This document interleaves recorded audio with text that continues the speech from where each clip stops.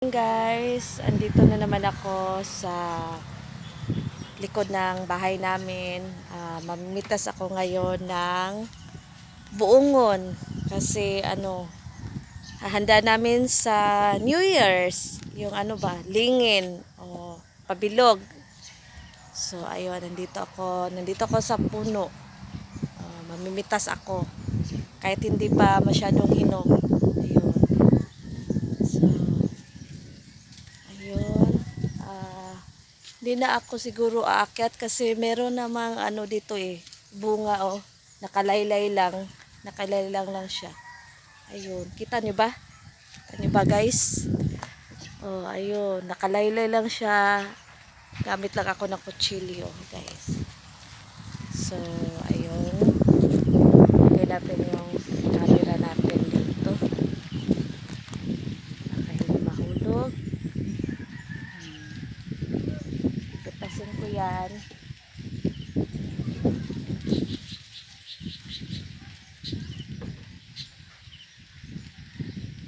Dalawa siguro kukunin ko or isa na lang. Tapos bigay ko yun sa isa kong kapatid. Ano ba? Ayun, meron na. Ano ba sa Tagalog yung buongon? Suha ba yun? Suha. Nakahanap pa na ako ng isa para dalawa yung kukunin ko. Ayun. Ganda dito sa bukid kasi fresh. Presko yung hangin dito guys. Sarap mag-relax. Nakakatulong ba siya sa mo? Pag meron ma-stress ka, nakatulong yung hangin. Ito, ang ganda. Di pa to siya masyadong hinog. Ang hilaw yata kapit. Hilaw tayo. Kunin ko, maghanap ako ng isa. Alang. Hindi ko maabot yung iba natin. Ano yan? Ano ka? Sunkiss. Sunkiss na lang yung kukunin ko. Sunkiss.